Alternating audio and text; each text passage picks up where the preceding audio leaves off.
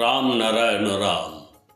আপনি কি জানেন যে আমরা কেন পূজা পাঠ করার সময় মালা জপ করি?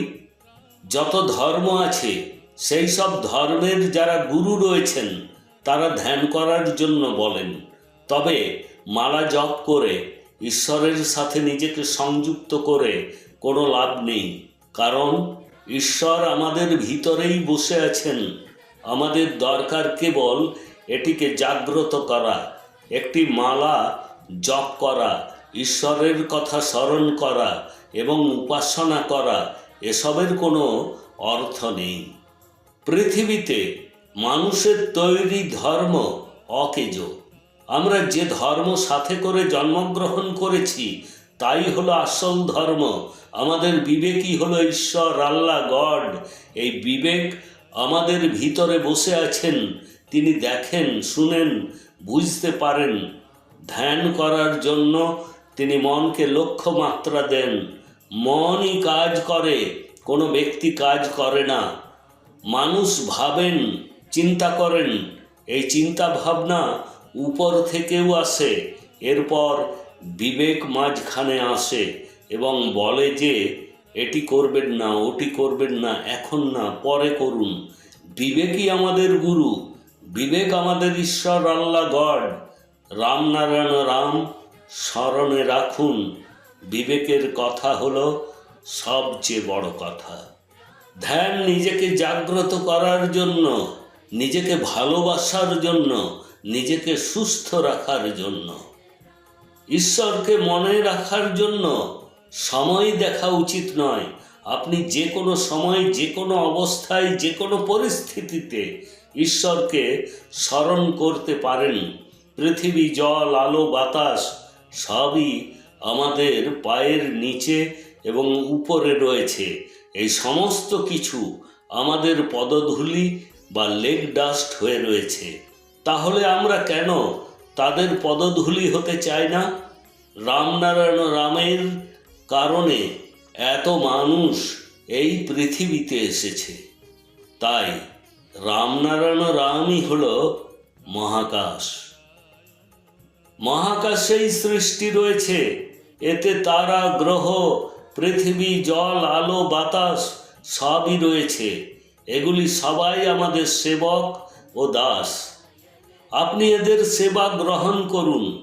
একজন মানুষের ক্ষুধার্ত বোধ করাও তপস্যা। যে কোনো কিছু পেতে গেলে তার জন্য ক্ষুধা থাকা খুবই প্রয়োজন। জ্ঞান পেতেও ক্ষুধার প্রয়োজন। ক্ষুধা বিনা কোনো মানুষেরই ভালো লাগবে না। মনকেও ভালো কাজে যুক্ত করা উচিত। যদি আপনি মনকে খারাপ কাজে যুক্ত রাখেন তবে মন খারাপ কাজ করবে। এইভাবে যদি প্রতিটি ব্যক্তি তার মনকে খারাপ কাজে যুক্ত করতে শুরু করে তবে পৃথিবীর কি অবস্থা হবে? সবাই একে অপরের শত্রু হয়ে যাবে। মন জলের মতো, যে পাত্রে রাখবেন সেই পাত্রের আকার ধারণ করবে। ধ্যানের মাধ্যমে পৃথিবীর উন্নতি করা সম্ভব। এই যে মহাকাশ রয়েছে, এটি আদি অনাদি বেদের সমগ্র গ্রন্থ। এই গ্রন্থটিই হলো আসল গ্রন্থ, যা ম্যানমেড বা মনুষ্য সৃষ্ট নয়। এই গ্রন্থে অসংখ্য পৃষ্ঠা রয়েছে। এর এক একটি পৃষ্ঠা হলো অগণিত নক্ষত্র, গ্রহ, তারা এবং নক্ষত্র মণ্ডল।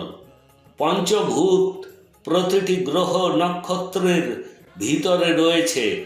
যখন এই সমস্ত নক্ষত্রগুলি গঠিত হয় তখন সেগুলি পঞ্চভূতের উপাদান দিয়েই তৈরি হয়েছিল, যার মধ্যে জল, আলো, বায়ু সব কিছু আছে।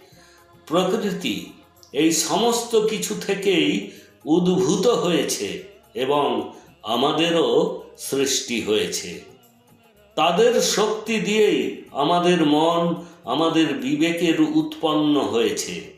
এই বিবেক এবং চেতনা আমাদের জীবন যাপনের সঠিক পদ্ধতি শেখায়।